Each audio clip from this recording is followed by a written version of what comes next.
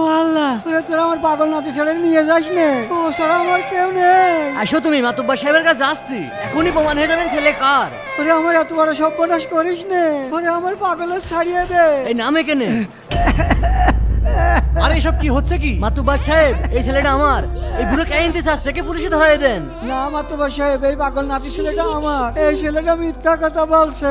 না না, উনি মিথ্যে কথা বলছে, ওনার কথা শুনবেন না। না বাবা, ও মিথ্যা কথা বলছে। ও আমার বাড়িতে আইছিল এক গ্লাস পানি খাতি। আমি বাড়ির ভিতরে পানি নিয়ে আসতে গেছি, এই সুযোগে ও পাগলের নিয়ে পলাইছে। কি মহাজালা! আপনাদের দুজনকে তো দেখে মনে হচ্ছে আমাদের এলাকা। এখন কিভাবে বুঝবো আপনারা কে সত্য কথা বলছেন আর কে মিথ্যা কথা বলছেন? বাবা দাঁড়াও, আমার কাছে একটা আইডিয়া আছে। এদের দুজনকে বলো এই বাচ্চাটার হাত ধরে টানতে হবে। যে টান দিয়ে নিজের দিকে নিতে পারবে ওই বাচ্চাটা তার হয়ে যাবে। হ্যাঁ হ্যাঁ ঠিক আছে, তাহলে শুরু করো। ঠিক আছে, এখন আমি প্রমাণ করছি এই ছেলে আমার। আই দেখাই, আই আই।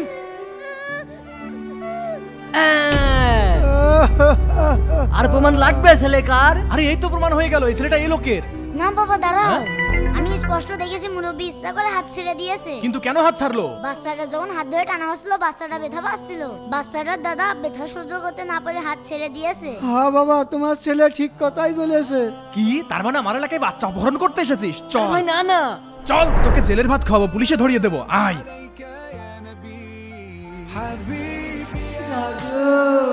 বন্ধুরা, যারা দাদু হুজুরকে ভালোবাসো ভিডিওতে এখনই লাইক করে দাও।